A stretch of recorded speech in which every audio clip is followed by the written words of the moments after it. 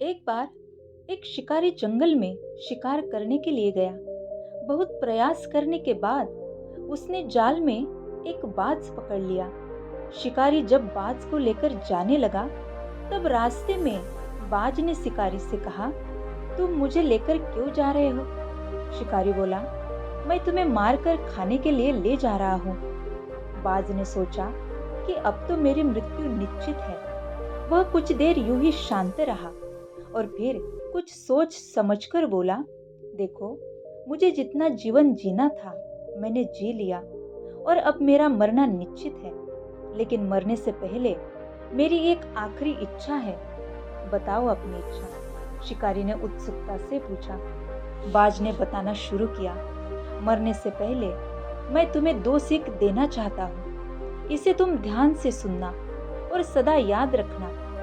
पहली सीख यह है कि किसी के बातों का बिना प्रमाण, बिना सोचे समझे विश्वास मत करना। और दूसरी, यदि तुम्हारे साथ कुछ बुरा हो या तुम्हारे हाथ से कुछ छूट जाए तो उसके लिए कभी दुखी मत होना। शिकारी ने बाज की बात सुनी और अपने रास्ते आगे बढ़ने लगा। कुछ समय बाद बाज ने शिकारी से कहा, शिकारी, एक बात बताओ, अगर मैं तुम्हें कुछ ऐसा दे दूं जिससे तुम रातों रात अमीर बन जाओ, तो क्या तुम मुझे आजाद कर दोगे? शिकारी फौरन रुका और बोला, क्या है वो चीज, जल्दी बताओ।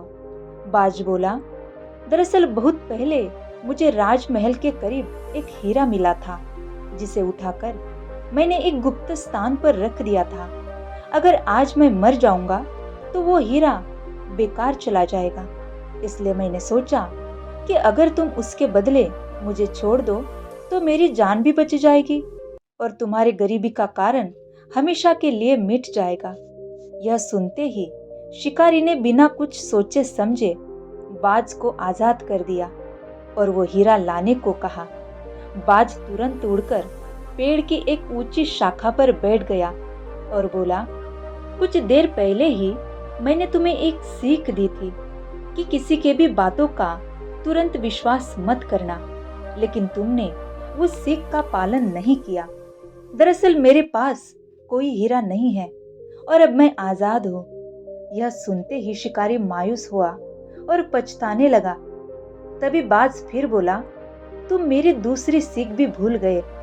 अगर कुछ तुम्हारे साथ कुछ बुरा हो तो उसके लिए तुम कभी पछतावा मत करना। तो दोस्तों, इस कहानी से सीखने वाली बात यह है कि हमें किसी अनजान व्यक्ति पर आसानी से विश्वास नहीं करना चाहिए और किसी प्रकार का नुकसान होने या असफलता मिलने पर दुखी भी नहीं होना चाहिए, बल्कि उस बात से सीख लेकर भविष्य में सतर्क रहने का अनुमान लगाना चाहिए।